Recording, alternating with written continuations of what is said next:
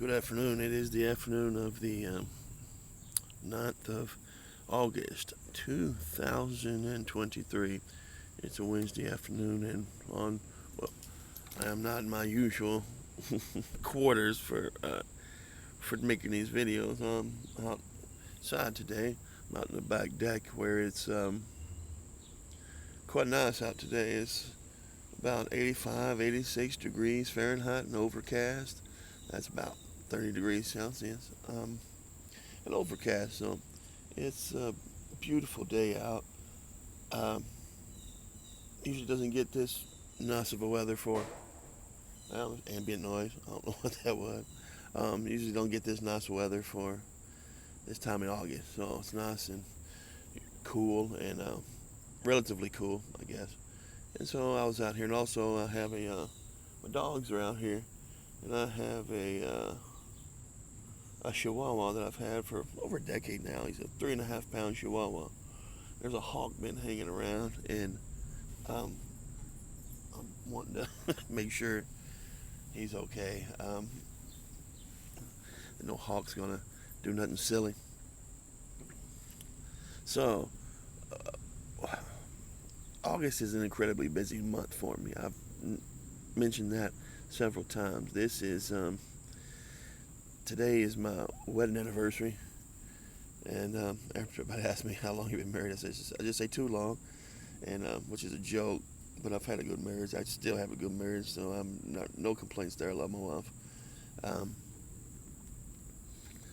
but today's my wedding anniversary, and then next week, the 16th and 17th of August, I have to go to Chicago for a couple of days, and then a few days after that, the 21st of August, I'll be heading to St. Croix. So, and probably, and this is always like it's August for reasons, and probably won't slow down till mid September. So it's been hard for me to get a good time to do a good video, what I would call a good video, and a good review and stuff. But I have a lot of stuff to review because I've played a lot. And what you're looking at now, you're looking at Unconventional Hero. This is my game, which I can't seem not to quit playing, which is a good thing for me. I usually don't play my games this much, but it's just really accessible, really fun to play, and you should get a copy and try it too. It's a DOS game. No, no long story, no long reading, just DOS game. You see all my papers in there. So yeah, that's a good thing, I guess. But it's kept me from doing other things, playing other things I should give attention to. But I have a couple of videos up on this. I'm probably gonna put another one up for a full playthrough sometime. Probably a couple of weeks for that. So that's all I'm really wanting to do today is talk extemporaneously just about what's upcoming and what you can look forward to in the next few weeks. I also want to review this one. I've played this one a few times. It's Mid-War Sicily. It was a Richard Berg game. It's a game that doesn't get a lot of talk or a lot of love, but I don't know why. But I want to review that and see if it's something you should add to your collection, right? I also have Contact Front from Adam Mitchell. I've played this a few times, and I want to get a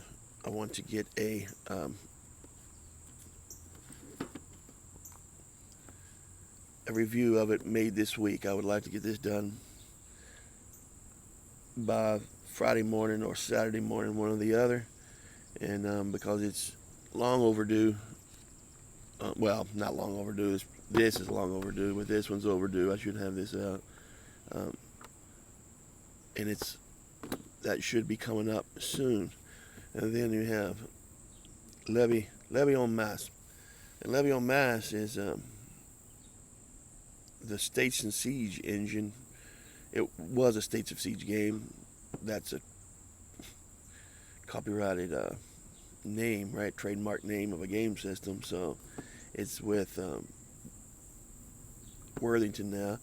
So I've had there's one of my dogs here barking. I've had this system. Love the system, but there's been 3 Worthington games I've played from this. There was Soviet Dawn, which I was pretty hard on, pretty critical on, um, from Worthington. Then there was Multiple Siege, which I was very glowing about, and which I do like that game a lot. And then there's Levy and Mass. What do you think I'm going to like about that game? Anything? Or so it's something we want. This and Contact Front I want to do, and by next Wednesday I want to have those reviews done. Well, let's see. Yeah, next Wednesday's when I'm going to Chicago, so I get those 2 done by then, and then Mid-War Sicily, I want to get done by in the next couple of weeks, and I would like to do another playthrough of my own game in the next couple of weeks. A complete playthrough. I've done a turn. I'd like to get a complete playthrough in if I can do so, and I think that it's suitable for people to watch and enjoy and find helpful, right? So it's always the hard thing about doing a playthrough. I don't know if I'm getting across what I'm trying to get across correctly, so it's always a difficult thing with me. Rule writing for me is incredibly difficult, and rules explanations verbally are incredibly difficult as well. They're just not fun. But we're going to get that done. Couple of other things, I guess, about the wargaming hobby in general. That I think that the hobby, I've seen some good signs in the hobby, and I've seen some not so good signs in the hobby. I will say, in the last 8 to 12 months, I've had a lot of people come up to me interested in the hobby. I was on a couple of panels and gave a couple of talks at a con not too long ago, and people there seemed really interested in historical wargaming. Younger people, not just old fogies, but younger people. So that's some positive signs. I just see that, if you want to get people interested in historical wargame, you've really got to talk to them about it, right? It's one of those things people don't come across very much because it's such a niche in the hobby. I mean, wargaming in general makes up a very little, is a niche. And then you take something like wargaming, which is such a niche. It's, there's no way we could ever call it an industry. It's a hobby, right? It's just a hobby, and mostly ran by hobbyists like me, making stuff like this, right? And there are people that are talented enough to make a living at it. I'm not saying that, but those are few and far between, and it's certainly hobby driven. Just as role playing, tabletop role playing, it's a hobby. It's hobby driven. So if we want more people getting in and playing, we have to talk to more people, and no one's going to come play something without us opening our mouth and telling them how great it is, right? But I've seen a few encouraging signs there, and then a few not so encouraging signs that if we look at history scores from just the U.S. in the last few years, it seems that increasingly Americans and younger Americans don't know their own history, which is actually shocking in some ways, not shocking in other ways, because there's been so much revisionism, legitimate revisionism, in the last few years, and there's been so much people want to have happen that maybe didn't happen the way they think it did, and so they they would revise that and really turn into just lies. So, which is not a strange thing, you know. Uh, those in power or those in not power, those who get their can get their point across, pretty much, you know, can shape a narrative however it wants to be, right?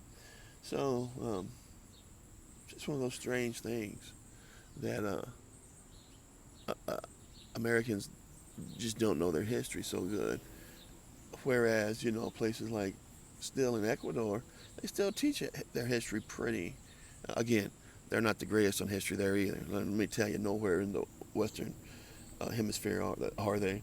But at least they kind of talk about it and teach it in a way that I think is fair.